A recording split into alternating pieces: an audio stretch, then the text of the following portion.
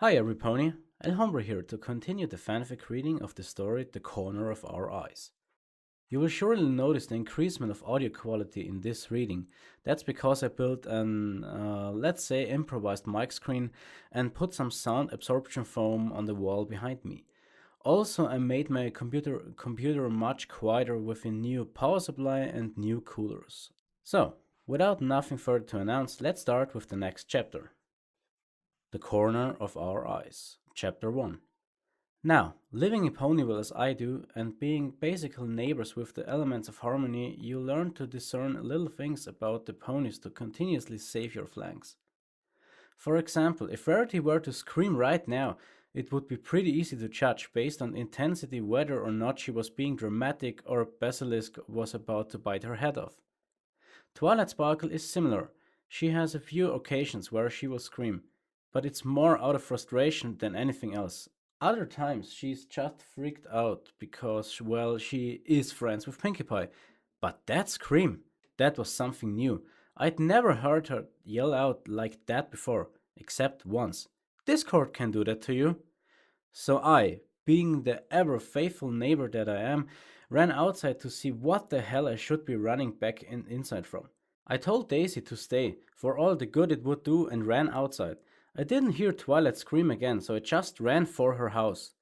It seemed I wasn't the only pony to do so either. Half the town was gathered around the library by the time I got there. To be fair, it's not a big town, but it's not a big library either. So being able to see what the hell was going on was kind of hard. There was a lot of murmuring and pointing, which was normal. My first thought was that our resident princess had gone and fucked up something magical. Again, it wasn't until I actually stopped to listen, though, that I could piece any of it together. Is she okay? Never seen her twitch like that. Is is that Derby? What is she? I didn't listen to any more. Der Didzy is a friend of mine, so I made a point to barrel my way through the crowd, or rather, just kind of nudge between a bunch of ponies that weren't that invested in where they were standing in the first place. The crowd let me through for the most part. Then I got to the front of the pack and I couldn't see anything past the elements themselves. I also knew better than try to force my way past all of them, especially Rainbow Dash or Applejack. I noticed I was just inside the library at this point, so I just kind of edged around the side of the room until I could see the middle of the crowd. What I saw wasn't what I was expecting at all. I'd never seen Twilight so, well, pale. Her friends were gathered around her, or at least making a wall between her and the rest of the crowd. Ditsy was standing off to the side a little, just kind of sad looking. Over all the hushed commotion, I could hear her muttering, I, I'm sorry. I really am. I'm just sorry. There was a gap in the crowd on this side, or more accurately, no crowd, so I slowly made my way over to stand beside Ditsy. I wanted to ask what happened, but something told me that's not a conversation she wanted to have. It was at that point I noticed all the looks she was getting. It wasn't like she usually gets. As much as I liked her, and she was my friend, there were times when I could understand some of the look she gets.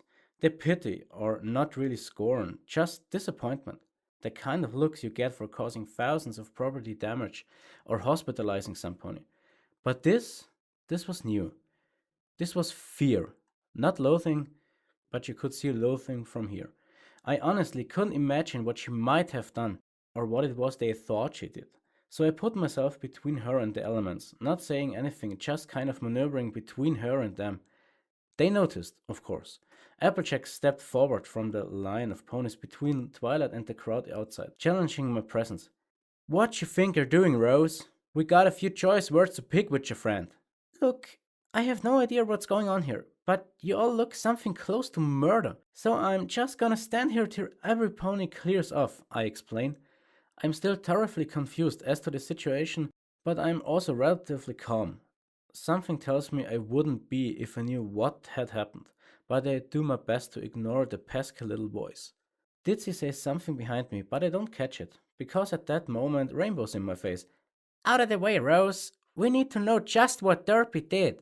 The next voice to make itself heard surprised me, not because it was Twilight, but because I didn't recognize it as her at first. No, she didn't do anything. Not her. It. I. What was that? She didn't seem to be talking to any pony in particular, more like she was just reacting to whatever she heard on reflex. What do you mean? She didn't do anything? Rainbow yelled. Look at you, you're a mess. This time Rarity spoke up. Rainbow, please, have a little tact. She then turned her attention to Twilight, her gaze softening from a cold, scolding glare to a comforting smile. Dear, please do tell us what it is that happened. You're obviously in a state. At this point, at least half of the crowd had lost interest, seeing as how there wasn't any immediate threat. I'm not sure why I was sticking around aside from protecting Ditsy. It wasn't even really a solid excuse. I guess just curiosity at that point. But what Twilight said next still sticks with me. There was a thing. I don't know. It had teeth. I remember the teeth. And eyes? I don't remember eyes. Or do I? Why can't I remember there were teeth? I saw something. Something. Teeth. She was rambling. I could tell. I think she could, too, because she kept pausing like she was trying to stop, and then more words would fall out.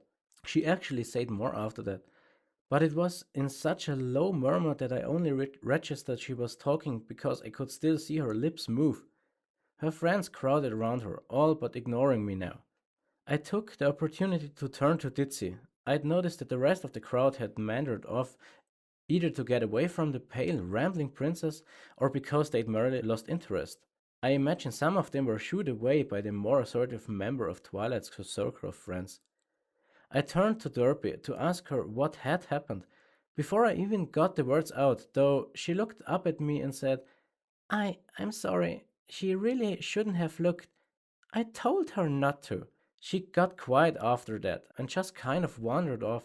She got quiet after that and just kind of wandered off, brushing past me weakly. I didn't feel like trying to stop her, or rather, I felt like I shouldn't. Her wings drooped a bit, permitting a bit of sadness, but with her face turned away, it was hard to figure out exactly what was going through her mind. She certainly looked sad enough when she spoke to me. I gave one last glance back to the elements, who were more absorbed in comforting their friend than worrying about us, which I could truly understand. Then I trotted after the grey Pegasus. Derby, wait up! Well, that's the end of chapter 1. More is surely to come. Buenas noches, every pony.